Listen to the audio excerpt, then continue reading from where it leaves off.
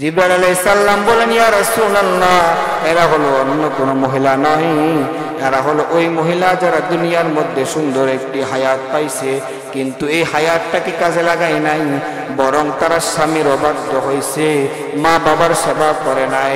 এই নারীগুলো দুনিয়ার মধ্যে জেনার মধ্যে লিপ্ত হয়েছে। যেই সকল নারীরা দুনিয়ার মধ্যে স্বামীর সেবা করবে না, কথাবার্তা শুনবে না, ওই সকল নারীদের জন্য আমার আল্লাহ ওই জাহান্নামটা নির্ধারণ করে রেখেছেন। বলেন না নাউজুবিল্লাহ। আমার নবীকে সবচাইতে বেশি ভালোবেসেছেন আবু তালেব। আমার নবী যদি একবেলা খানা না খাইতো, আবু তালেব নিজে কোনোদিন এক লোকমা খানা খায় নাই। এত পরিমাণ আমার নবীকে আবু তালেব ভালোবাসতেন। নিজের সন্তান খানা খাইছে কিনা এটা কোনো সময় আবু তালেব জিজ্ঞাসা করত না, কিন্তু রহমাতুল লিল আলামিন খানা খাইছে কিনা এটা সব সময় জিজ্ঞাসা করত। আবু তালেব যখন দুনিয়া থেকে বিদায় নিয়ে চলে যাবেন, দুনিয়া থেকে বিদায় নিয়ে চির বিদায় নিয়ে যখন চলে যাবেন, রহমাতুল লিল আলামিন আবু তালেবের পাশে যায় বসলেন। চাচা, আপনি আমার জন্য কত কিছুই না করেছেন। আজকে যতগুলো ইসলামের মধ্যে কালিমা পড়ে মুসলমান হয়েছে, এটা পরিপূর্ণ আপনার অবদান।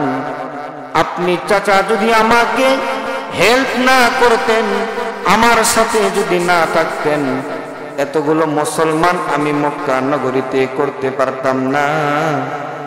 ও চাচা, মৃত্যুর আগে আপনি শুধু পড়ুন লা ইলাহা ইল্লাল্লাহ, আর আমি রহমাতুল লিল আলামিন কাল কিয়ামতের ময়দানে জান্নাতে নিয়ে যাব। বলেন না সুবহানাল্লাহ। কিন্তু বলেন তবে কি হেদায়েতের মালিক একজন, তিনি কে? আরো জোরে বলেন, হেদায়েতের মালিক একজন, তিনি কে? রহমাতুল লিল আলামিন চাইলেও হবে না, কারণ আমার আল্লাহ চায় নাই। কথা বলেন ঠিক কিনা? আপনি আমি যতই এখানে আলোচনা করি না কেন, ওই ঠাকুরগা থেকে আসুক আর কুয়াকাটা থেকে আসুক, যে আসুক না কেন, এই মহৎ মাহফিলে বসার সুযোগ সেই পাবে যাকে আল্লাহ হেদায়েত দিবে। কথা বলেন ঠিক কিনা? এক প্রকার নবী মৃত্যুবরণ করে ফেলবে। আবু তালেব মৃত্যু শয্যায় সজ্জিত, আর দুনিয়াতে আবু তালেব থাকবে না। আবু তালেবের পাশে যাইয়া নবী চোখের পানি ছেড়ে দিয়ে বলে, চাচা একবার শুধু কালিমা পড়ুন, একবার। এই কালিমা পড়ার দায়িত্ব চাচা আপনার, কিয়ামতের ময়দানে জান্নাতে সুপারিশ করে নিয়ে যাওয়ার দায়িত্ব আমি রাসূলুল্লাহর। বলেন না সুবহানাল্লাহ। কিন্তু ওই যে হেদায়েতের মালিক, তিনি কে? কোন নবীকে আল্লাহ হেদায়েতের মালিক বানাইছে? না না, কোন আলেমকেও নবী হেদায়েতের মালিক বানাই নাই, কোন উলামায়ে কেরামকে হেদায়েতের মালিক বানাই নাই, কোন মানুষকে হেদায়েতের মালিক বানাই নাই। হেদায়েতের মালিক আল্লাহ নিজের কাছে রেখে দিয়েছে।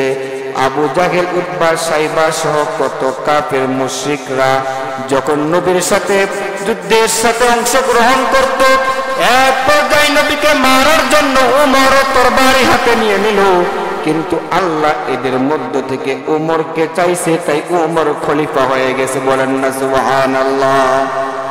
আর আবু জাহেল, উতবা, সাইবা যারা আছে, আমার আল্লাহ তাদেরকে চান নাই, তাদেরকে পছন্দ করেন নাই, এই কারণে তারা ইসলাম গ্রহণ করতে পারে নাই। আজকে যারা এই ভাতুরিয়ার মাহফিলের মা বোনরা আছে, এই ভাতুরিয়ার এলাকার মুসলমান ভাইরা আছে, আমরা এতে বুঝে নিলাম আল্লাহ তাদের কপালে হেদায়েত দেয় নাই। কথা বলেন ঠিক কিনা? এক প্রকার যখন মৃত্যু শয্যায় সজ্জিত, আবু তালেব দুনিয়া থেকে বিদায় নিয়ে চলে যাবেন, আমার নবীর চোখের পানি এত পরিমাণ সেদিন পড়েছিল, ও চাচা, আপনি আমাকে এত ভালোবাসলেন, এত মোহাব্বত করলেন চাচা, কিন্তু আমি আপনাকে কালিমা পড়াইতে পারতেছি না, জান্নাতি বানাইতে পারছি না। ও চাচা, খালি একবার পড়ুন লা ইলাহা ইল্লাল্লাহ, এই বাক্যটুকুই শুধু আপনি পড়বেন, আমি রাহমাতুল লিল আলামিন সুপারিশ করে জান্নাতে নিয়ে যাব। কিন্তু নবী বললেও তো হবে না, কারণ আল্লাহ চাই নাই। এক প্রকার যখন কালিমা পড়েই না একবার মনে মনে আবু তালেব চিন্তা করলো, এবার আমি কালিমা পড়ি, কারণ আমার ভাতিজা যে দাওয়াত দেয় এটা সত্য ধর্ম, ইসলাম একটি সত্য ধর্ম, আমার ভাতিজার উপরে যে কোরআন নাজিল হয়েছে সেটাও সত্য, এতে কোনো সন্দেহ নাই। আমি আমার ভাতিজার কথা শুনি কালিমা পড়ব। ওদিক থেকে আবু জাহেল উতবা সাইবা ডাক দিয়ে বলে, আবু তালেব শোনো, সারা জীবন বাপ দাদার ধর্ম পালন করে আসছো, আজকে যদি তুমি কালিমা পড়ে মুসলমান হয়ে মৃত্যুবরণ করো, মানুষজন সকলে বলবে এ আবু তালেব মৃত্যুর আগে বাপ দাদার ধর্মের মধ্যে চুলকানি লাগাই গেছে। সুতরাং তুমি এখনো বাবু তুমি কি করবে? আবু জাহেল উতবা সাইবার কথা শুনে সর্বশেষ পর্যন্ত কালিমা পড়ে নাই। আমার নবীও ছাড়ে না, কারণ অনেক আদরের চাচা। কারণটা হলো উঠতে বসতে সব সময় আবু তালেব নবীকে ভালোবাসতো। এক পর্যায়ে যখন কালিমা পড়ে না রাহমাতুল লিল আলামিন আল্লাহর কোন ফয়সালা না আসা পর্যন্ত বারবার বলে, চাচা আপনি কালিমা পড়ুন। এক পর্যায়ে আমার আল্লাহ ডাক দিয়ে বলে, জিবরাইল যা এই পবিত্র আয়াতটি আমার নবীর কানের মধ্যে বলে দে, হেদায়েতের মালিক আমি নবীকে বানাই নাই, আমি নবীকে রাহমাতুল লিল আলামিন বানাইছি। বলেন না সুবহানাল্লাহ। ওয়া মা আরসালনাকা ইল্লা রাহমাতাল লিল আলামিন।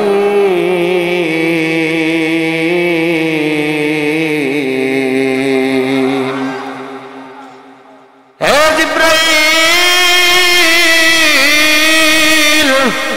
যা আমার নবীকে বলে দাও, আমি তাকে হেদায়েতের মালিক বানাই নাই, আমি তার রাহমাতুল লিল আলামিন বানাইছি। নবী যখন আবু তালেবের কানের মধ্যে বসে বলে, চাচা লা ইলাহা ইল্লাল্লাহ পড়ুন, আমার নবী আল্লাহর ফয়সালা না আসা পর্যন্ত চাচাকে কালিমার তালকিন দিতেই থাকে।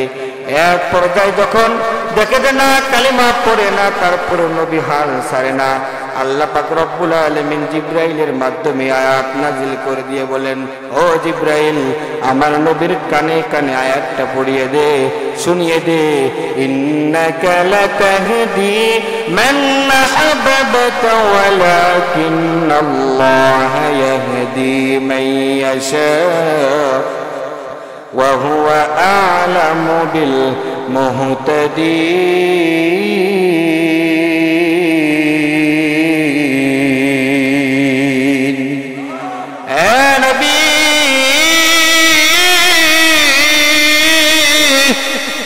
আমি কিন্তু নবী আপনাকে হেদায়েতের মালিক বানাই নাই, আমি আল্লাহ যাকে চাবো সেই হেদায়েত পাবে।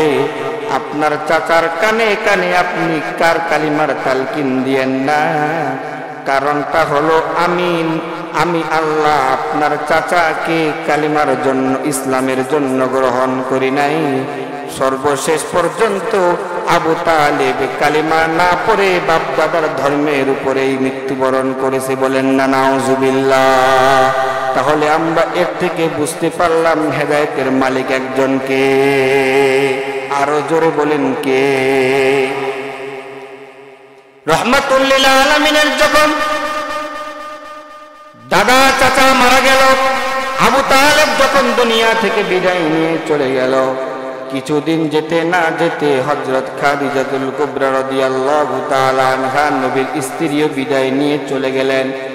এই বছরটাকে আমুল হাসান বলা হয়, চিন্তার কারণ বলা হয়। নবী আমার ভেঙে পড়লেন, আহারে আমি দুনিয়ার মধ্যে যখন মক্কা নগরীতে যখন ইসলামের দাওয়াত দিতাম, এই দাওয়াত দেওয়ার সময় আমাকে কেউ কোনো কথা বলার সাহস পাইতো না, কারণ একটাই, কারণটা হলো আমার চাচা আবু তালেব আছে।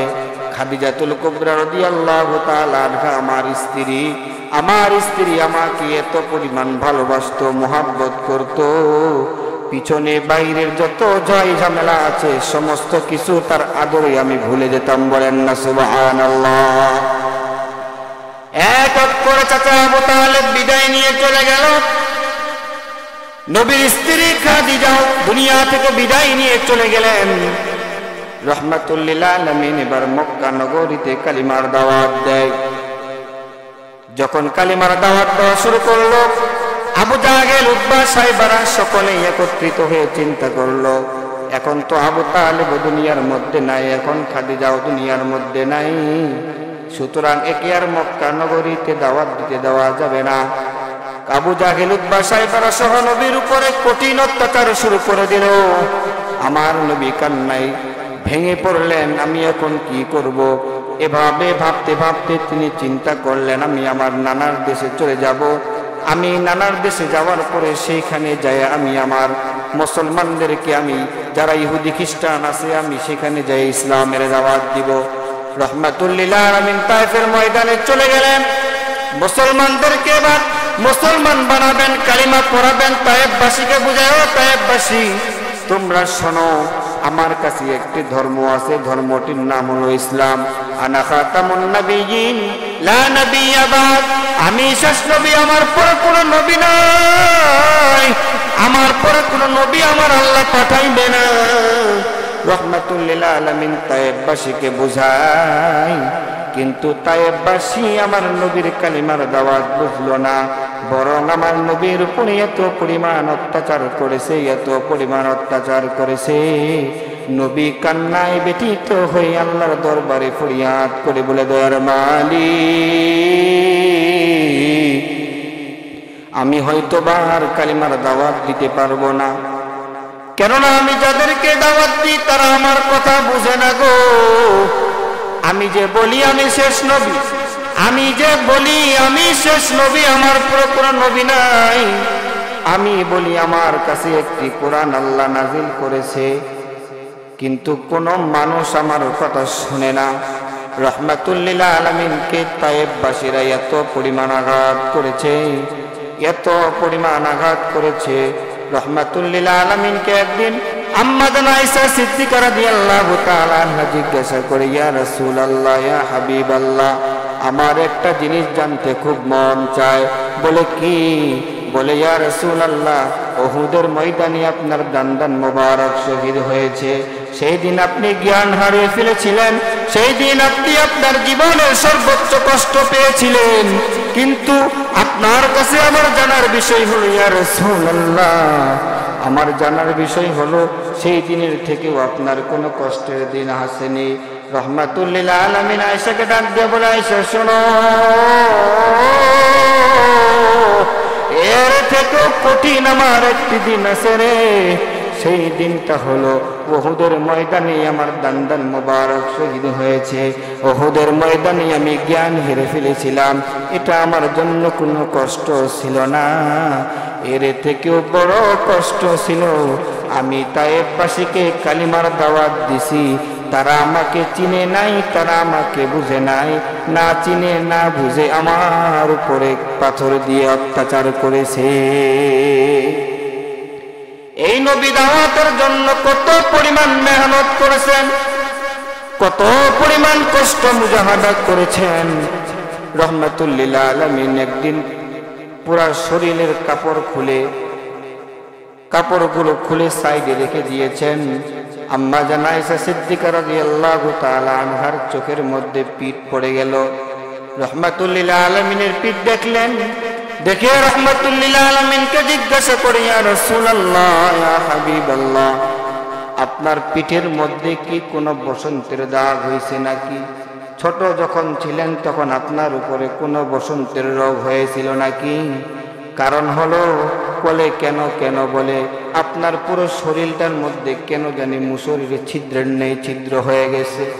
রাহমাতুল লিল আলামিন চোখের পানি ছেড়ে দিয়ে বলে, আয়েশা শোনো,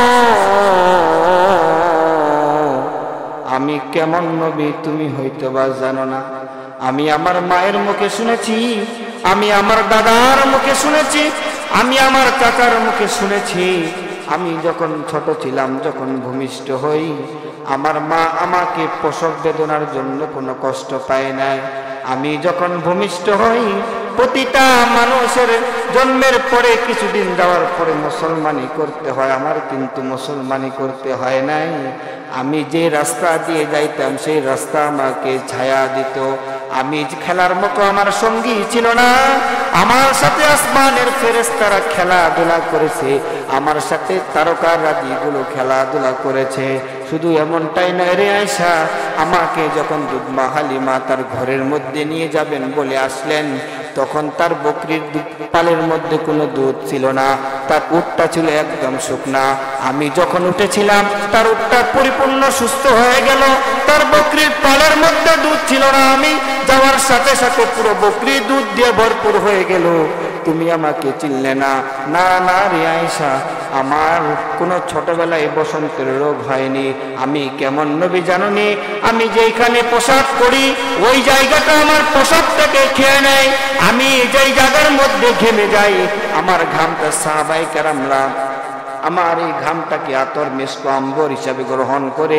না না রে আয়েশা, আমার এই কোনো বসন্তের রোগ নয়, আমার ছোটবেলায় কোনো বসন্তের রোগ হয় নাই। আমি রহমাতুল লিল আলামিন তায়েববাসীকে বারবার কালিমার দাওয়াত দিছি, তালকিন দিছি, কিন্তু তারা আমার কালিমার দাওয়াত বুঝে নাই। না বুঝে আমার উপরে পাথর নিক্ষেপ করেছে, আমাকে পচা ভুড়ি দিয়ে আমার উপরে নির্যাতন করেছে। ছোট ছোট বাচ্চারা আমাকে তাড়িয়ে নিয়ে বেড়াইছে। এই যে পিঠের দাগগুলো দেখছো, এটা অন্য কোনো দাগ নয়, এই দাগগুলো হলো আমার তায়েফের দাগ। আল্লাহু আকবার। এই দাগ দেখার পরে আসমানের ফেরেশতা আমার নবীকে বলে, ইয়া রাসূলুল্লাহ, আপনি শুধু একবার আমাকে বলুন, আমি এই তায়েফবাসীকে ধ্বংস করে দেব। রহমাতুল লিল আলামিনকে বললেন ফেরেশতারা, ও ইয়া রাসূলুল্লাহ, আপনি শুধু একবার বলুন, আমি তায়েফবাসীকে ধ্বংস করে দিব। জমিনের ফেরেশতারা বলে, ইয়া রাসূলুল্লাহ, আমাদের তো আর সহ্য হচ্ছে না আপনার এই কষ্ট দেখে, আপনি শুধু একবার বলুন। জমিনের ফেরেশতারা বলে, আমি এই পুরা তায়েফবাসীকে ধ্বংস করে দিব। কিন্তু আমার মায়ার নবী কি বলে জানেননি? আমার মায়ার নবী জিবরাইলকে ডেকে বলে, জিবরাইল শোনো, তুমি যদি তায়েফবাসীকে ধ্বংস করে দাও, তাহলে আমি এই ইসলামের দাওয়াত কার কাছে দিব? আমার রহমাতুল লিল আলামিন কোন উম্মতের জন্য বদদুয়া করে নাই, বরং বারবার ইয়া উম্মতি বলে কাঁদছে। বলেন না সুবহানাল্লাহ। রহমতে আলম নবী, রহমাতাল লিল আলামিন নবী, কুরআনে প্রমাণ, উম্মতে বিনে কে বুঝিবে আমার দয়াল নবীর শান। আশিকে বিনে কে বুঝিবে আমার দয়াল নবীর শান।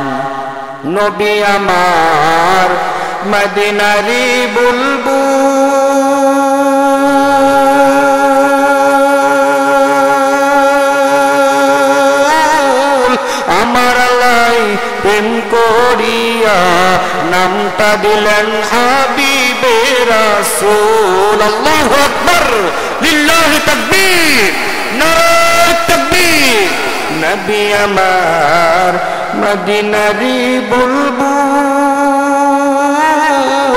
আমার লাই প্রেম করিয়া নামটা দিলেন হাবিবে রাসূল।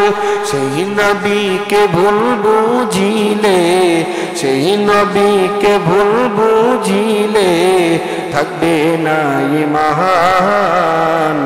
আশিক বিনে কে বুঝিবে আমার দয়াল নবীর শান। উম্মত বিনে কে বুঝিবে আমার দয়াল নবীর শান। আপনাদের কষ্ট হচ্ছে? ভাল লাগছে?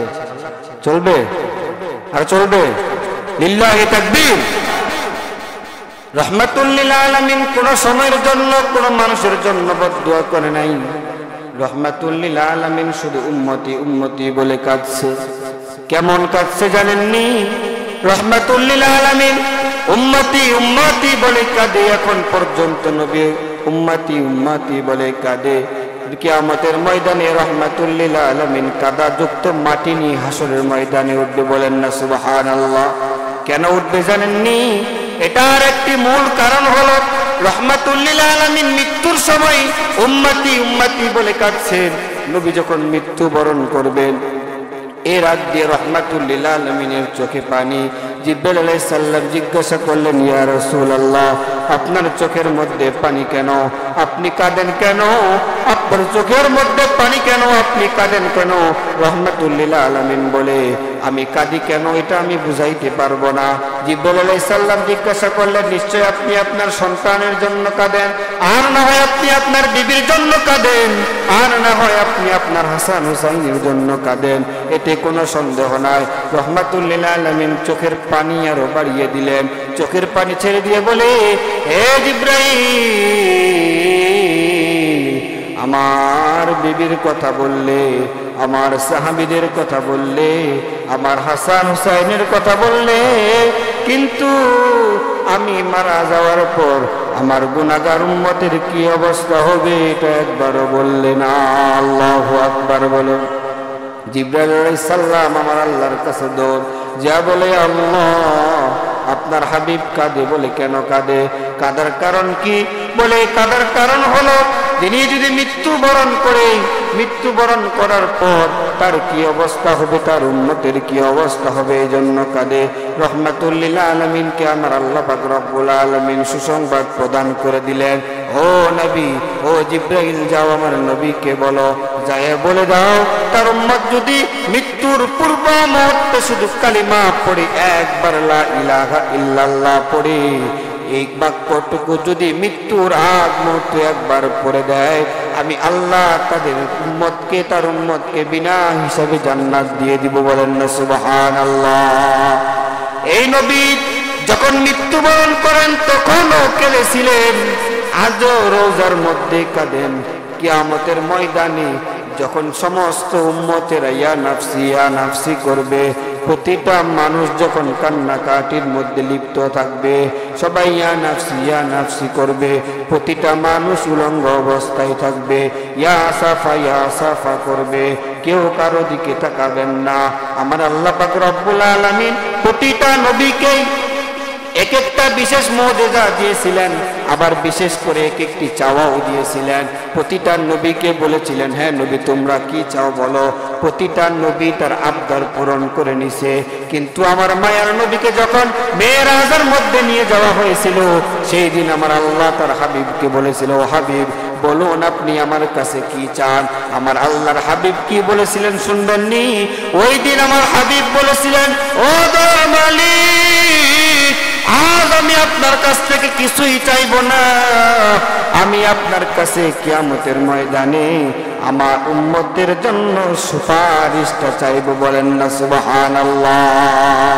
ওই মায়ার নবী আমার আপনার জন্য কত কিছু করলেন, ওই মায়ার নবী আপনার আমার জন্য জীবন দিয়ে দিলেন, ওই মায়ার নবী কালিমা প্রচার করতে যে ইসলামকে, এই দিনকে প্রতিষ্ঠা করতে যে নিজে জীবন দিয়ে দিলেন, কিন্তু আমরা উম্মত হয়ে তার নবীকে চিনলাম না। কথা বলেন ঠিক কিনা? ও দুনিয়ার মুসলমান, কিসের বাহাদুরি করো? এই দুনিয়ার মধ্যে চিরস্থায়ী আপনি আমি থাকবো না, আপনারও চিরস্থায়ী ঠিকানা হবে না, আমারও চিরস্থায়ী ঠিকানা হবে না। ক্ষণিকের সময়ের জন্য আমরা দুনিয়াতে আসছি। পর্দার আড়ালের মা ও বোনেরা আছে, পর্দার আড়ালের মা ও বোনেরা আছে। ও মা, তোমরাও তো সেই মা যেই মা আবু বকরের মা, তোমরাও তো সেই মা যেই মা আবু হুরায়রা রাদিয়াল্লাহু তাআলা আনহুর মা, তোমার তো সেই মা, তোমরা তো সেই মা যেই মা আবু বকর সিদ্দিক রাদিয়াল্লাহু তাআলা আনহুর মা। তুমি কেন তোমার সন্তানকে মানুষ করতে পারো না? এতে বুঝলাম তুমি তোমার আমল আখলাক দিয়ে, চরিত্র দিয়ে এখনো ঠিক করতে পারো নাই। আব্দুল কাদের জিলানী রহমাতুল্লাহি আলাইহির মা তার সন্তানকে বললেন, ও সন্তান চলো তোমাকে আমি মাদ্রাসার মধ্যে ভর্তি করাই দিব। সন্তানকে নিয়ে যখন মাদ্রাসার মধ্যে নিয়ে যাওয়া হয়, বলে ওস্তাদ আমার এই সন্তানটা কিছুই পারে না, আমি শুধু বাসায় মাসাইলগুলো শিক্ষা দিছি, আজকে আপনার কাছে দিলাম কেন জানেননি? এটার একটি কারণ হলো আমার সন্তানকে আজ থেকে আপনি লেখাপড়া শিখাইবেন, আলিফ বা তা শিখাইবেন, বিসমিল্লাহির রহমানির রহিম শিখাইবেন। এটা বলে মা যখন আব্দুল কাদের জিলানী রহমাতুল্লাহি আলাইহি রেখে চলে গেলেন, এবার আব্দুল কাদের জিলানী রহমাতুল্লাহি আলাইহি নিয়ে মা সন্তানকে নিয়ে এবার শিক্ষক বসছে, বলে শিক্ষক পড়াচ্ছে, বলো বিসমিল্লাহির রহমানির রহিম। এত পড়াই বিসমিল্লাহির রহমানির রহিম শুধু পড়া শিখাইছে। আব্দুল কাদের জিলানী রহমাতুল্লাহি আলাইহি নিজে নিজে 1 2 3 পারা 4 5 পারা 6 পারা এভাবে পড়তে পড়তে 15 পারা উস্তাদকে শোনায় দিছে। বলেন না সুবহানাল্লাহ। আব্দুল কাদের জিলানীর মা কেন আব্দুল কাদের জিলানী 15 পারা মুখস্থ করে ফেলল, অথচ তার মা তো তাকে শুধু মাদ্রাসার মধ্যে দিছে একটাই কারণটা হলো যে আমার সন্তান আজ থেকে আলিফ বা তা শিখবে। কিন্তু কিভাবে আব্দুল কাদের জিলানী এত লেখাপড়া করলো? ওস্তাদ তো মাথা গরম, বলে আব্দুল কাদের জিলানী তোমার মাকে আমার সামনে নিয়ে আসো। আব্দুল কাদের জিলানীর মাকে সামনে নিয়ে আসা হলো, বলা হলো বলো বলো ও মা তুমি কেন মিথ্যা কথা বললে? এই মিথ্যা কথা বলার কারণটা কি? এই সন্তান তো 1 2 3 পারা করে 15 পারা মুখস্থ শোনাইছে, তাহলে তুমি বললা কেন সে আলিফ বাটাও শিখায়নি, আলিফ বাটাও পারে না? আমার মায়ার ওই আব্দুল কাদের জিলানীর মা বলে, ও ওস্তাদ আমি জানি না এই সন্তান কতটুকু লেখাপড়া করেছে, আমি জানি না, তবে এই 15 পারা শিকার একটি মনে হয় আমার কারণ আছে। কয়েক কারণটা কি? কয়েক কারণ হলো আমি যখন এই সন্তান যখন ভূমিষ্ঠ হলো, ভূমিষ্ঠ হওয়ার পর যখন আমি দুধ পান করাইতাম, ওই সময় আমি সূরা ফাতিহা থেকে শুরু করে সূরাতুল বাকারা থেকে শুরু করে পড়া শুরু করতাম। পড়তে পড়তে প্রতিনিয়ত যায় 15 পারার মধ্যে গেলে আর পড়া হতো না। এইভাবে কয়েকবার আমি 15 পারা পর্যন্ত পড়ছি, যার কারণে আমার সন্তান 15 পারার হাফেজ হয়ে গেছে। বলেন না সুবহানাল্লাহ। ও মা তোমরা তো সেই মা, আমার আল্লাহ পাক রব্বুল আলামিন কিয়ামতের ময়দানে 7 শ্রেণীর মানুষকে তার আরশের ছায়াতলে স্থান দিবেন। চরমনের পীর সাহেব মরহুম আল্লাহর কুতুব তিনি যেইখানে যাইতেন না কেন সেই জায়গার মধ্যে জাহান্নামের বয়ান করতেন। বলতেন বাবারে দুনিয়াটা ক্ষণস্থায়ী দুনিয়া না, এই দুনিয়ার মধ্যে রং তামাশার মধ্যে পড়ে আসো, কিন্তু একবারও চিন্তা করলা না চোখ দুটা বন্ধ হলে তোমার কি হবে? ওই তুমি যখন মৃত্যুবরণ করবে তোমার মাথা বরাবর তোমার 1 থেকে 1.5 হাত পরিমাণ সূর্যটি তোমার মাথার সামনে চলে আসবে। এইভাবে বারবার চরমনের মরহুম আল্লাহর কুতুব এই বয়ানগুলো বারবার করতেন। কেন জানেননি? এটার মূল কারণটা হলো বান্দা যাতে করে জাহান্নামের আগুনকে বুঝতে পারে, এসব থেকে ফিরে এসে জান্নাতের রাস্তার মধ্যে চলে আসে। কথা বলেন ঠিক কিনা? রহমাতুল লিল আলামিন যখন মেরাজের মধ্যে গেলেন, যায়া দেখে 1 শ্রেণীর মানুষ, 1 শ্রেণীর মহিলা যাদেরকে তন্দুর রুটির গোশত, তন্দুর রুটি আছে চিনেননি? এই চুলার মধ্যে যেমন তন্দুর রুটি গরম করা হয়, সেক দেওয়া হয়, কিছু মহিলাকে ওই তন্দুর রুটির আগুনের মধ্যে ফালায় রাখা হয়েছে। তাদের লজ্জা স্থানের মধ্যে সাপ কাপড় মারে, প্রচুর পরিমাণ আঘাত করে। একটি সাপ একবার যদি আঘাত করে 70,000 কিলোমিটার মাটির তলে দাফন হয়ে যায়, আবার তাকে সেখান থেকে উঠানো হয়। রহমাতুল লিল আলামিন জিব্রাইলকে জিজ্ঞাসা করলো, জিব্রাইল এই শ্রেণীর মহিলারা কারা? যেই মহিলারা তারা তাদের লজ্জা স্থানকে সাপ কামড় মারছে, এই তন্দুরুটির চুলার মধ্যে তাদেরকে পুরানো হচ্ছে। কালো কালো মাথার কেশ, এর চেয়েও বেশি কালো মনের হিংসালেশ, নিম তিতা নিন্দা তিতা আরো তিতা খর, এর চেয়েও বেশি তিতা 203-এর ঘর। কথা বলেন ঠিক কিনা? নারী জাতি কমলতি কিবা মন্ত্র জানে রে, প্রেমের রশি গলায় বাইন্দায় আস্তে ধীরে টানে রে। নারী জাতি কমলতি কিবা মন্ত্র জানে রে, বেনারসি গলায় বাইন্দা আস্তে ধীরে টানে রে। শহরে বাজারে দেখো নারীদের ঢল, পর্দাবিহীন তারা করে ঝলমল। অন্যকে তাদের দিকে আশিকে বানায়, দেশটাই আজ ধ্বংস নারীর বেপরদাই। সবারে মুখে কি আওয়াজ, হায় হায় হায়। কথা বলেন ঠিক কিনা? ও মা, তোমার গর্ভ থেকে কেন আব্দুল কাদের জিলানী বের হয় না? তোমার এই গর্ভ থেকে কেন আবু বকর বের হয় না? তোমার এই গর্ভ থেকে কেন ওমরে ফারুকের মতো একজন নেককার সন্তান বের হয় না? এটার মূল অন্য কোনো কারণ নয়। কারণ হলো তোমার গর্ভে সন্তান থাকা অবস্থায় তুমি টিভির মধ্যে লিপ্ত থাকো। কথা বলেন ঠিক কিনা? ও মা, তুমি যেই ঘরের মধ্যে একদিন বেনারসি সুন্দর একটি শাড়ি পরে ঢুকেছিলে, একটু চিন্তা করে দেখো, তোমাকে সেই বাড়ি থেকেই সেই দিন কোনো গেট থাকবে না, সেদিন কোনো তোমার জন্য ঢোল বাজনা এসব কিছুই থাকবে না। 3.5 হাত মাটির তলে তোমাকে নিয়ে আসা হবে সেই গেট দিয়ে। সুতরাং তুমি কিসের বাহাদুরি করো? ও মা, তুমি তোমার সন্তানকে পরিপূর্ণ মানুষ করো।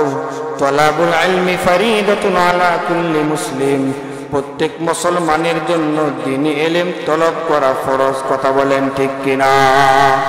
ও সন্তান, তুমি তোমার মাকে কেন ভালোবাসবে না? আল্লাহ পবিত্র কোরআনে বলে, ওয়াকাদা রাব্বুকা আল্লা তা'বুদু ইল্লা ইয়াহু ওয়া বিল ওয়ালিদাইনি ইহসানা ইম্মা ইয়াবলুগান্না ইনদাকাল কিবারা আহাদুহুমা আও কিলাহুমা ফালা তাকুল লাহুমা উফফিন ওয়া লা তানহারহুমা وَقُلْ لَهُمَا قَوْلًا كَرِيمًا। চিৎকার করে বলি আল্লাহু আকবার। আল্লাহ পাক রব্বুল আলামিন বলে, আমার ইবাদত করা যেমন ফরজ, ঠিক তেমনি ভাবে তোমার বাবা মার সেবা করাও সন্তানের উপর ফরজ। কথা বলেন ঠিক কিনা? ও দুনিয়ার মুসলমান, ও ভাতুরিয়ার মুসলমান ভাইরা, যুবক ভাইরা, তোমরা শোনো। কেন তুমি তোমার মাকে সেবা করো না? তোমার বাবা মার সেবা করো না? এই বাবা মার সেবা না করলে তুমি তো কিছুই কামাইতে পারলে না। তুমি যত বড় হাজী হও না কেন, যত বড় আলেম হও না কেন, যত বড় ইবাদতকারী হও না কেন, বাবা মার সেবা যদি তুমি না করো, সন্তান তুমি কোনোদিন জান্নাত পাইবে না। হযরত আবু হুরায়রা রাদিয়াল্লাহু তাআলা আনহু একদিন নবীর দরবারে কাঁদতে কাঁদতে উপস্থিত। ইয়া রাসূলুল্লাহ, আমাকে একটি বিচার করে দিন। বলে কি বিচার? বলে কি বিচার? বলে ইয়া রাসূলুল্লাহ, কাঁদতে কাঁদতে নবীর দরবারে উপস্থিত। নবী আমার জিজ্ঞাসা করে, আবু হুরায়রা, তোমার চোখের মধ্যে পানি কেন? বলে ইয়া রাসূলুল্লাহ, চোখের মধ্যে পানি হওয়ার কারণ অন্য। বলে কি? বলে আমি গতকাল আপনার দরবার থেকে একটু দেরি করে বাসায় গেছিলাম, যার কারণে মা আমাকে মারধর করেছে। মামাকে জিজ্ঞাসা করছি, এত রাত্রে কোথা থেকে আইলে? আমি বললাম, আমি নবীর দরবার থেকে আসলাম। এই কথা শোনার পরে আমার মা আমাকে প্রচুর পরিমাণ মারছে। রাহমাতুল লিল আলামিন আবু হুরায়রাকে বলে, আবু হুরায়রা, তুমি কি তোমার মার ব্যাপারে আমার কাছে নালিশ নিয়ে আসছো? বলে না না, তোমার মায়ের ব্যাপারে নালিশ কিন্তু নবীর দরবারে গ্রহণযোগ্য না। বলেন না সুবহানাল্লাহ। বলে তুমি কি চাও?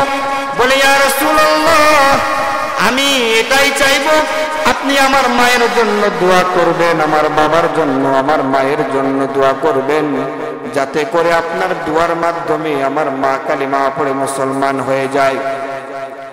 রাসূলের কাছে আরজ করলেন। আরজ করার সাথে সাথে আবু হুরায়রা দৌড় মারলেন। এই দৌড় মারার কারণটা কি? সাহাবায়ে কেরাম ডাক দিয়া বলে, আবু হুরায়রা, তুমি কোথায় যাও?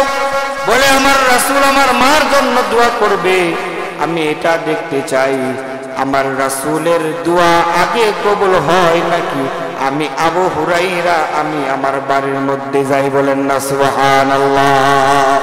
আবু হুরায়রা বাড়ির মধ্যে গেছে, দরজার মধ্যে নক করবে, দেখে পানির আওয়াজ পাওয়া যায়।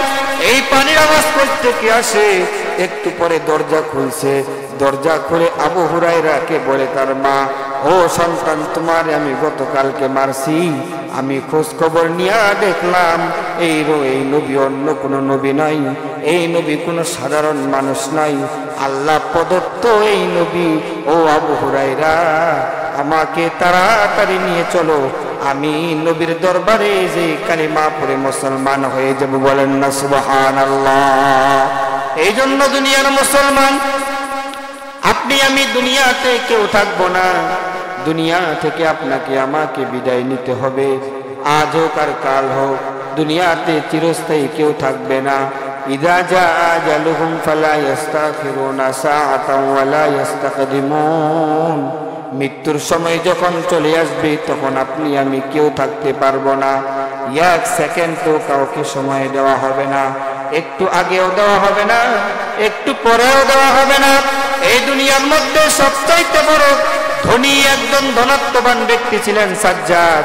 আল্লাহর সাথে চ্যালেঞ্জ করে জান্নাত বানাইছে, আল্লাহর সাথে জান্নাত চ্যালেঞ্জ করে বানানোর পর যখন জান্নাতের মধ্যে ঢুকবে, আমার আল্লাহ যে আজরাইলকে পাঠিয়ে দিয়ে বলে, আজরাইল যাও, সাজ্জাদের জানটা এই মুহূর্তে কবজ করবে, তার বানানো জান্নাতের মধ্যে ঢুকতে দিবে না। আল্লাহর হুকুম পাওয়ার পরে আজরাইল সাজ্জাদের সামনে উপস্থিত, একজন মুরব্বী বেশ সেজে চলে আসছে, বলে সাজ্জাদ তুমি কে? বলে আমি একজন মুরব্বী। বলে যে তুমি কি জন্য আসছো, একটু পরে আসো, কারণ হলো আজকে আমি আমার উদ্বোধন করব আমার জান্নাত। কানে কানে বলে, ও সাজ্জাদ, তুমি আমার চিনোনি, আমি কে? আমি অন্য কোনো মানুষ নয়, আমার নাম হলো মালাকুল মউত। বলে মালাকুল মউত বলার সাথে সাথে সাজ্জাদের পুরো শরীরটা কম্পন সৃষ্টি হয়ে গেছে। সাজ্জাদকে ডাক দিয়ে বলে, ও মালাকুল মউত, আমাকে শুধু একটু সময় দাও, আমি হাজার হাজার বছর লাগিয়ে আমি এই জান্নাতকে বানাইছি, আজকে শুধু আমি জান্নাতটা একবার দেখতে মন চায়, আমাকে শুধু একটু সময় দাও। আজরাইল বলে, ইযা জাআ আজালুহুম ফালা ইস্তাখিরুনা সাআতান ওয়ালা ইস্তাকদিমুন।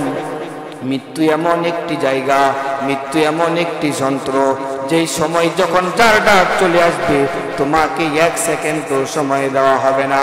বারবার সাজ্জাদ আজরাইলের কাছে কান্নাকাটি করছে, কিন্তু এক সেকেন্ডও সময় দেয় নাই। জান্নাতে ঢোকার আগে আগে সাজ্জাদের জানটা কবজ করে নিয়েছে।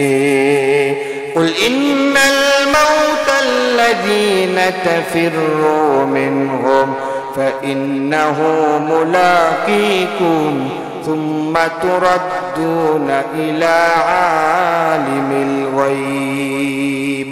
বান্দারে, তুমি যেই জায়গার মধ্যে থাকো না কেন, যেই স্থানেই থাকো না কেন, সেই জায়গায় সেই স্থানের মধ্যে মালাকুল মউত তোমার হাজির হয়ে যাবে।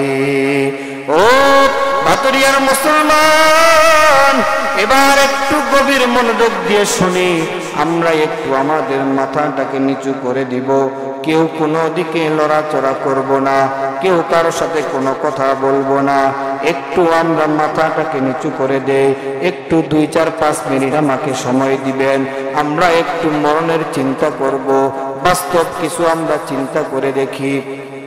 মনে করেন আজকে আমরা এই যে আমরা এখন চক্ষু দুইটা বন্ধ করছি, ও ভাই মাথাটাকে নিচু করে চক্ষু দুইটা বন্ধ করে দাও, দিয়ে একটু মনে মনে চিন্তা করো, ও ভাই একটু আগে দুনিয়ার সব কিছু আমি দেখতে পাচ্ছিলাম, এই দুনিয়ার মধ্যে সামনে প্রধান বক্তা বসে আছে সেটাও দেখতে পাচ্ছিলাম, ডানে বামে আমার কে আছে আমি সেটাও দেখতে পাচ্ছিলাম, আমার পিছনে কে আছে আমি সেটাও দেখতে পাচ্ছিলাম, কিন্তু আমি যখন চোখটা বন্ধ করে দিলাম আমার দুনিয়ার হাওয়া বাতি সব বন্ধ হয়ে গেছে, আমার সামনে কে আছে আমি দেখতে পারি না,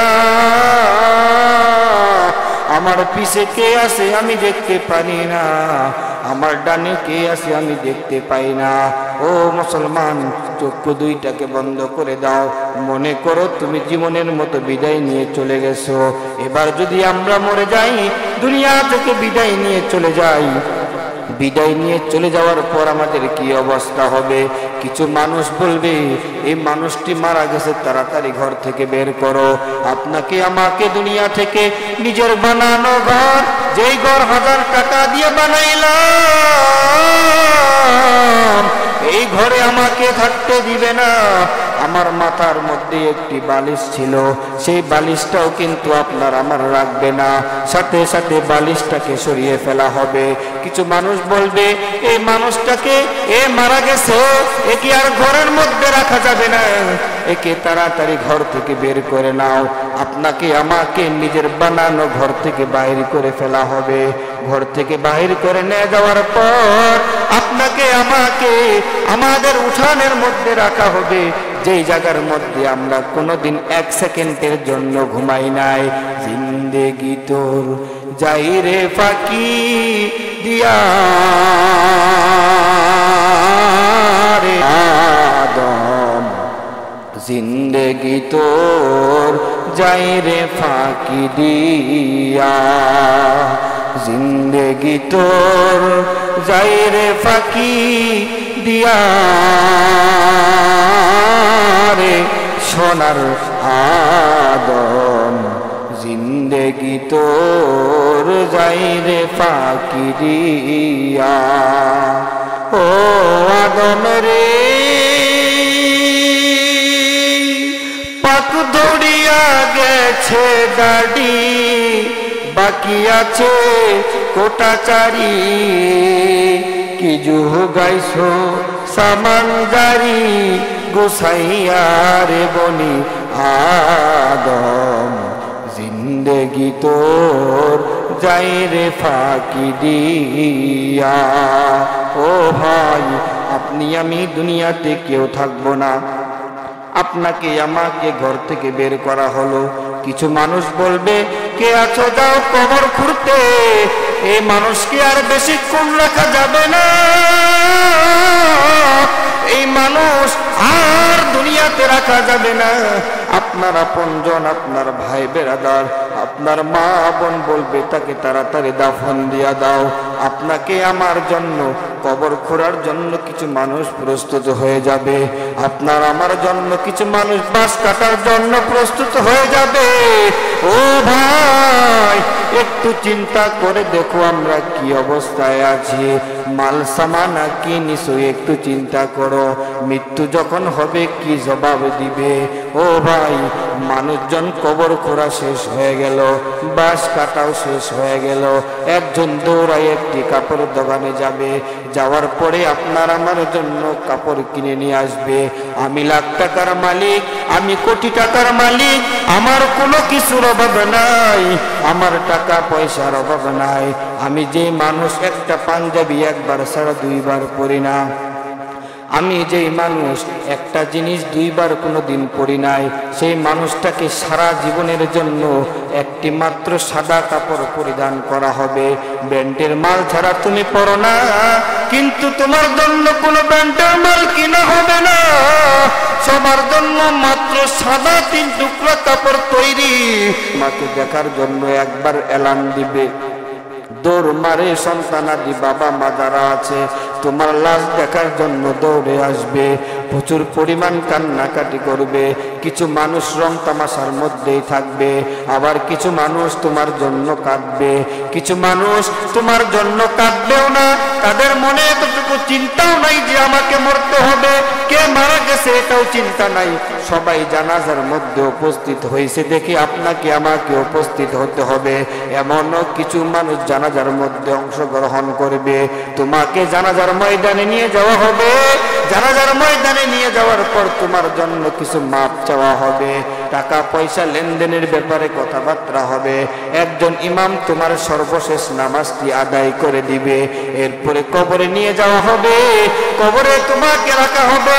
বিসমিল্লাহি ওয়া আলা মিল্লাতি রাসূলিল্লাহ, এই বাক্যটুকু পরে তোমাকে কবরের মধ্যে রেখে দেওয়া হবে। রাখার পর তোমার যদি কোনো শিক্ষিত সন্তান থাকে, কোনো আলেম ওলামা থাকে, তোমার সন্তান যদি দিনদার হয়ে থাকে, মাদ্রাসা পড়নেওয়ালা সন্তান হয়ে থাকে, বাবার কবরের সামনে দিকে তাকাবে, সে কবরের মধ্যে বাবার মাথার সামনে দাঁড়াবে, দাঁড়াইয়া বাবাকে ডাকবে, বাবা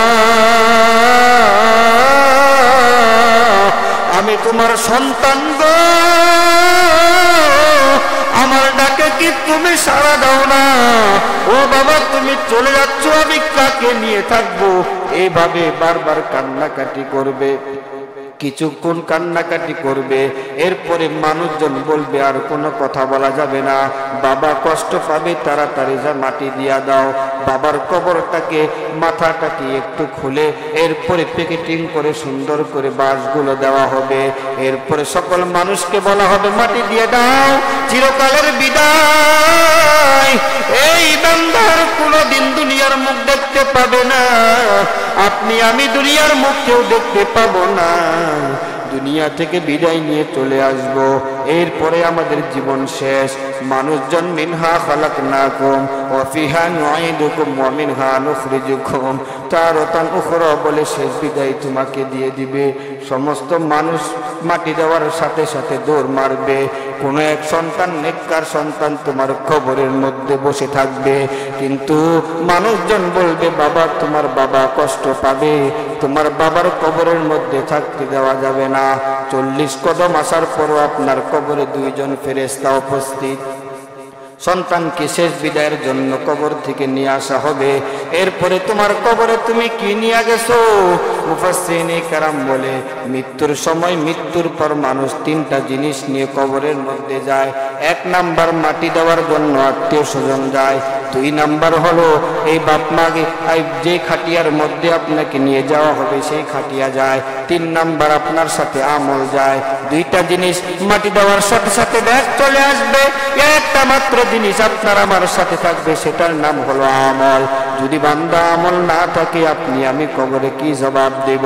আপনার আমার সামনে 2টা ফেরেশতা উপস্থিত হয়ে যাবে, বলবে মান রব্বুকা ওয়া মান দীনুকা ওয়া মান নবিয়ুকা, তোমার রবকে, তোমার ধর্ম কি, তোমার নবীকে, এভাবে তোমাকে প্রশ্ন করা হবে।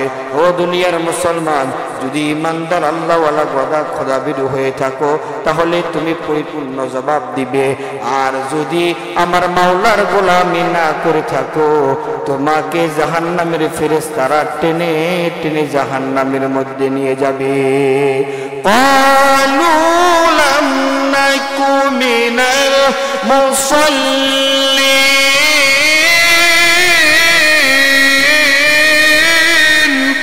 ওয়া লাম নাকু নুতঈমুল মিসকিন ওয়া কুন্না নাখুদু মা'আল খাইদিন।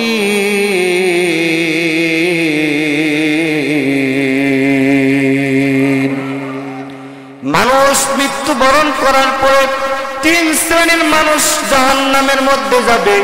1 নাম্বার হলো লাম নাকু মিনাল মুসাল্লিন, যারা কোনোদিন নামাজ পড়ে নাই, ওয়া লাম নাকু নুতঈমুল মিসকিন, যারা গরিব অসহায় দরিদ্র মিসকিনদের টাকা মেরে খেয়েছে, ওয়া কুন্না নাখুদু মা'আল খাইদিন, ওই সকল মানুষ যারা গীবত শিকায়াতের মধ্যে লিপ্ত আছে।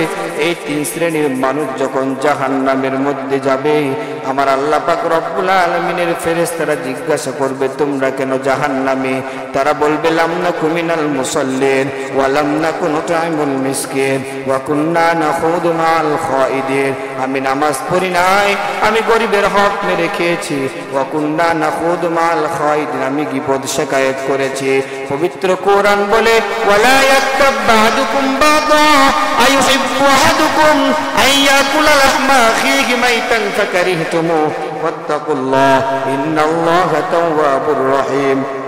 ও দুনিয়ার মুসলমান, গীবত শিকায়াত করা যাবে না, প্রতিটা অঙ্গ প্রত্যঙ্গের হিসাব মাওলা পাক রব্বুল আলামিন নেবেন। নামাজ কেন পড়ো নাই সেটারও হিসাব আল্লাহ নেবেন। আউয়ালু মা ইউহাসাবু বিহিল আবদু ইয়াউমাল কিয়ামাতিস সালাহ, সর্বপ্রথম বান্দার নামাজের হিসাব হবে। ইন্নাস সালাতা তানহা আনিল ফাহশাই ওয়াল মুনকার, নিশ্চয় যারা নামাজ পড়বে আল্লাহ পাক রব্বুল আলামিন তাদেরকে সমস্ত রকমের ফাহিশা কাজকর্ম থেকে বিরত রাখবেন। ও দুনিয়ার মুসলমান, মৃত্যু যখন হয়ে গেল, আজরাইল যখন জান কবজ করে ফেললো, চিরকালের জন্য যখন দাফন দিয়ে চলে আসলো, এরপরে তোমার আমার দুই হাত দুই পা যা আছে, তোমার অঙ্গ প্রত্যঙ্গ যা আছে, প্রতিটা কথা বলবে আল-ইয়াওমা নাখতিমু আলা আফওয়াহিহিম ওয়া তুকাল্লিমুনা আইদিহিম ওয়া তাশহাদু আরজুলুহুম বিমা কানু ইয়াকসিবুন। দুনিয়াতে কি করছো, দুনিয়ার মধ্যে যে একটা হায়াত পাইয়া তুমি কিভাবে চলছো, এই হায়াত পাওয়ার পরে তুমি মাওলাকে ডাকছো কিনা, মাওলার স্মরণ করছো কিনা, এই হাত দ্বারা তুমি কি করছো, এই মাথার মস্তিষ্ক ব্রেন দিয়ে তুমি কি করছো, এই পা দ্বারা তুমি কি করছো, প্রতিটা জিনিসের হিসাব নিকাশ নিবেন একজন, তিনি কে? আল-ইয়াওমা নাখতিমু আলা আফওয়াহিহিম, সেই দিন কিয়ামতের ময়দানে আপনার আমার বিরুদ্ধে কথা বলবে আমাদের হাত। ওয়া নাখতিমু আলা আফওয়াহিহিম ওয়া তুকাল্লিমুনা আইদিহিম, আমাদের হাত কথা বলবে। ওয়া তাশহাদু আরজুলুহুম, আমাদের বিরুদ্ধে আমাদের পা সাক্ষ্য দিবে। বিমা কানু ইয়াকসিবুন, যা আমরা কৃতকর্ম করেছি। ও দুনিয়ার মুসলমান, আল্লাহ বলেন আলাম নাজআল লাহু আইনাইন ওয়া লিসানান ওয়া শাফাতাইন ওয়া হাদাইনাহুন নাজদাইন। বান্দারে, আমি কি তোকে দুটো চক্ষু দান করি নাই? আমি কি তোমাকে জবান দান করি নাই? এই জবানের মাধ্যমে তুমি কি করেছো না করেছো, প্রতিটা জিনিস কিন্তু আমার আল্লাহ জানে। তবে এত কিছুর পরেও মুমিনদের জন্য একটি সুসংবাদ আছে। সুসংবাদটা হলো, আল্লাহ বলেন বান্দারে, তুমি কি পরিমাণ গুনাহ করেছো। আজকে এই মাহফিল থেকে আমরা পবিত্র হয়ে যাব, পরিপূর্ণ পবিত্র হয়ে যাব, আল্লাহর কাছে এই মাহফিল থেকে তওবা করব। আল্লাহ বলে বান্দা, কি পরিমাণ গুনাহ করেছো? গুনাহ করতে করতে পাহাড় সমতুল্য পরিমাণ গুনাহ করে ফেলাইছো। এত গুনাহ করেছো, ভাবছো আল্লাহ আমি গুনাহ করেছি, আমার এই গুনাহ সম্পর্কে যদি আমার বাবা মা জানতো, আমার বাবা মা আমাকে সন্তান হিসেবে পরিচয় দিত না। আমার বন্ধু বান্ধব যদি আমার গুনাহ সম্পর্কে জানতো, আমার বন্ধু বান্ধব আমার সাথে চলাফেরা করতো না। আমার এই গুনাহ সম্পর্কে যদি আমার আত্মীয় স্বজন চোখ জানতো, তাহলে এই গুনাহ জানার কারণে আমার সাথে সম্পর্ক রাখতো না। কিন্তু আমার মাওলা কি বলে জানেননি? বলে বান্দারে, গুনাহ করতে করতে পাহাড় সমতুল্য পরিমাণ গুনাহ করে ফেলাইছো, গুনাহ বাদ দিয়া দাও, তওবা করে নাও, আর আমার কাছে কান্নাকাটি করে দুটো হাত উত্তোলন করে দাও। তুমি আমার কাছে চাইবে আর চোখের পানি ফেলবে। এই চোখের পানি আমি আল্লাহ জমিনে পড়তে দিব না, এর আগে আমি তোর জীবনের সমস্ত গুনাহগুলো মাফ করে দিব। তুমি রহমান, তুমি মেহেরবান, অন্ধ গাহে না শুধু তোমারি গুণগান, বুঝেও বুঝে না তবু শান। তুমি রহমান, তুমি মেহেরবান। আল্লাহু আকবার। জনম জনম যদি গাহি তোমারি মহিমা, গাওয়া শেষ হবে নাহি। আল্লাহু আকবার। জনম জনম যদি গাহি তোমারি মহিমা, গাওয়া শেষ হবে নাহি। ভরে ও ভরে না যেন সাহারায়ে প্রাণ। তুমি রহমান, তুমি মেহেরবান, অন্ধ গাহে না শুধু তোমারি গুণগান, বুঝেও বুঝে না তবু শান। তুমি রহমান, তুমি মেহেরবান। আল্লাহু আকবার। আল্লাহ পাক রব্বুল আলামিন সাত শ্রেণীর মানুষের জন্য কাল কিয়ামতের ময়দানে আরশের ছায়াতলে স্থান দিবেন। এক নাম্বার হলো আল ইমামুল আদিল, নেই প্রয়াণ বাদশা, যেই সকল বাদশাহ, এই বাদশাহ কোনো রাষ্ট্রপতি হতে পারে, আমাদের দেশের প্রধান শাসক হতে পারে। এ আল্লাহ পাক রব্বুল আলামিন প্রতিটা মানুষকেই তার বাদশাহিত্ব দান করেছেন। কাউকে ইউনিয়ন চেয়ারম্যান হিসাবে বাদশাহিত্ব দান করেছেন, কাউকে 4টা 5টা আল্লাহ সন্তান দিয়েছেন।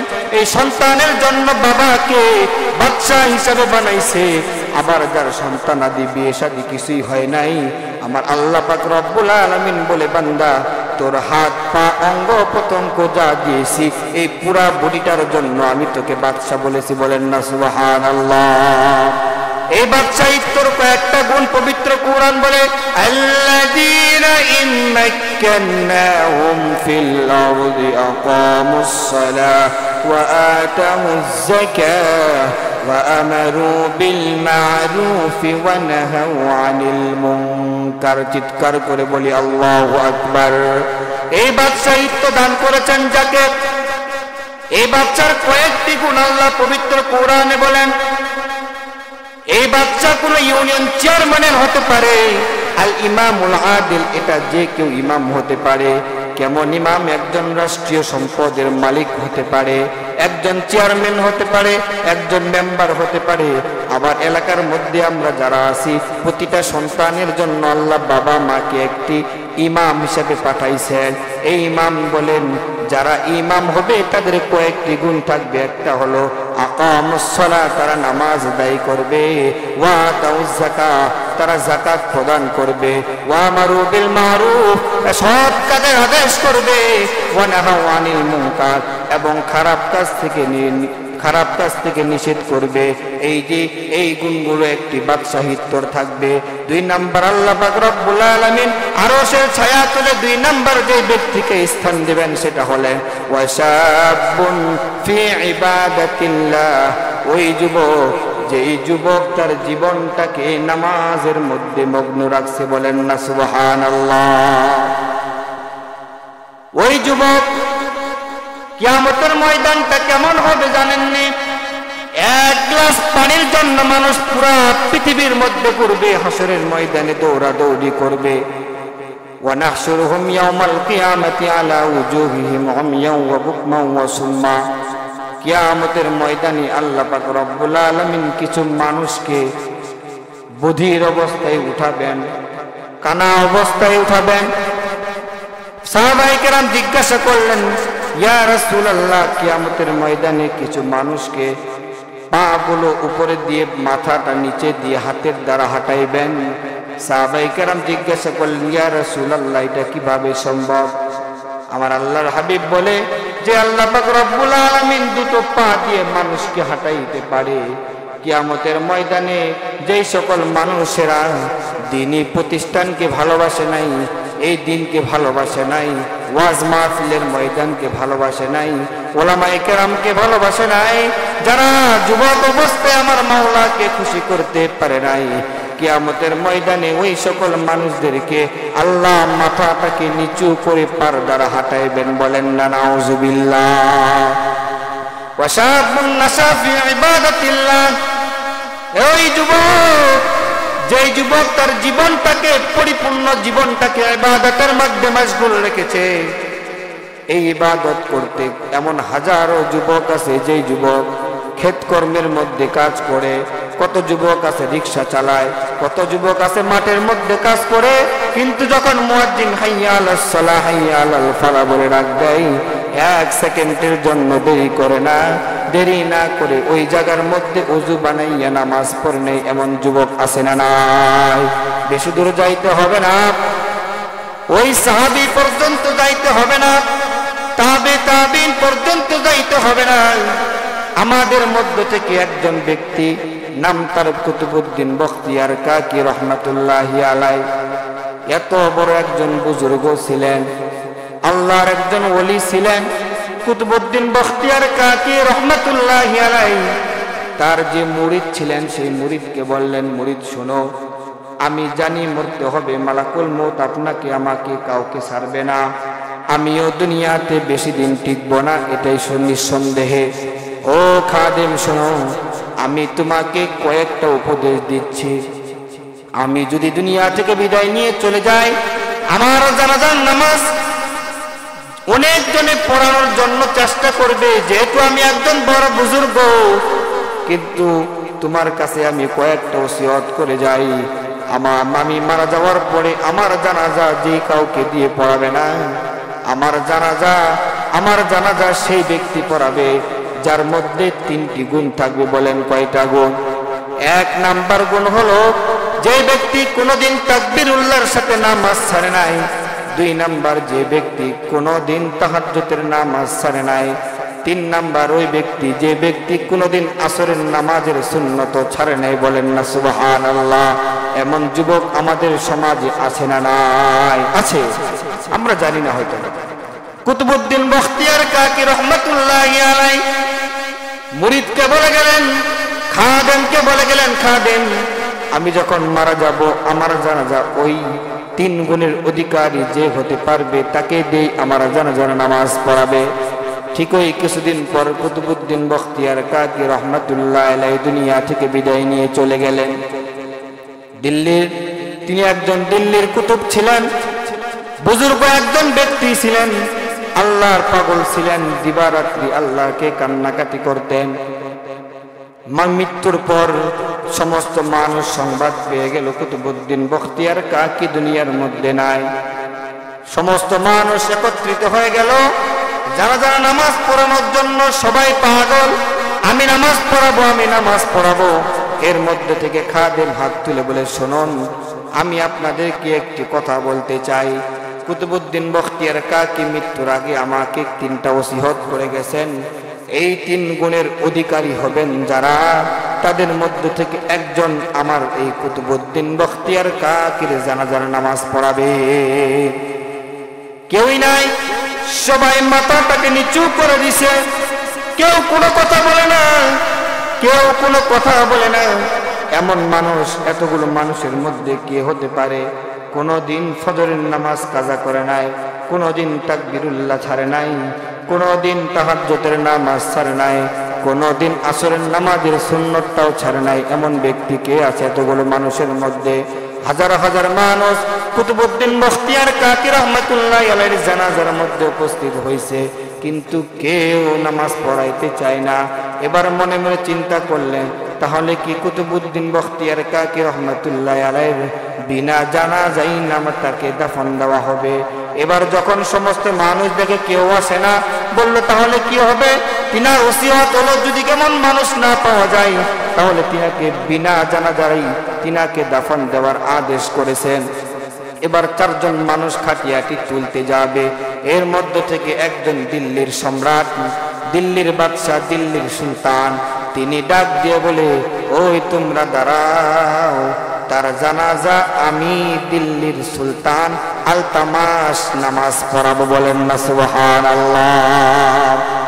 দিল্লির সুলতান আলতামাস রহমাতুল্লাহি আলাইহি কুতুবউদ্দিন বখতিয়ার কাকি রহমাতুল্লাহি আলাইহির কবরের মধ্যে ওই লাশের মধ্যে যাইয়া বলে, কুতুবউদ্দিন বখতিয়ার কাকি জীবনে কত নামাজ পড়ছো আমি জানি না, কত পরিমাণ ইবাদত করেছো আমি জানি না, কত পরিমাণ আল্লাহকে ডাকছো আমি জানি না। কারণটা হলো তুমি এত আমল করছো যার কারণে আমি আল্লাহ তোমার উপর পছন্দ হয়ে গেছে, তোমাকে ভালোবাসছে। তুমি তোমার আমল নিয়ে ঠিকই কবরে গেলে, কিন্তু আমি আলতামাস আমার আমলটাকে তুমি কেন বরবাদ করে দিলে? বলেন না সুবহানাল্লাহ। আলতামাস দিল্লির সম্রাট, এই সুলতান, তিনি ন্যায়পরায়ণ একজন বাদশা ছিলেন, প্রচুর পরিমাণ মানুষকে ভালোবাসতেন, দিনের জন্য যা যাবতীয় দরকার ছিল সমস্ত কিছু দিয়েছেন, বিচারের জন্য যা যা দরকার তাই করতেন।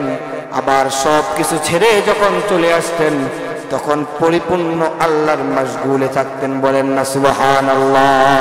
এমন যুবক আমাদের সমাজে এখনো আছে, এতে কোনো সন্দেহ নাই।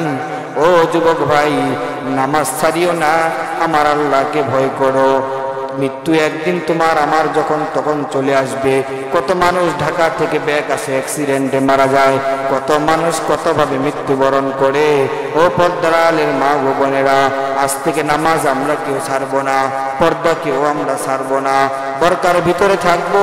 একটি দিনই প্রতিষ্ঠান, এই প্রতিষ্ঠানকে ভালোবাসবো। আপনার আমার প্রত্যেকের কর্তব্য হলো প্রতিটা সন্তানকে দ্বীনি শিক্ষা দেওয়া।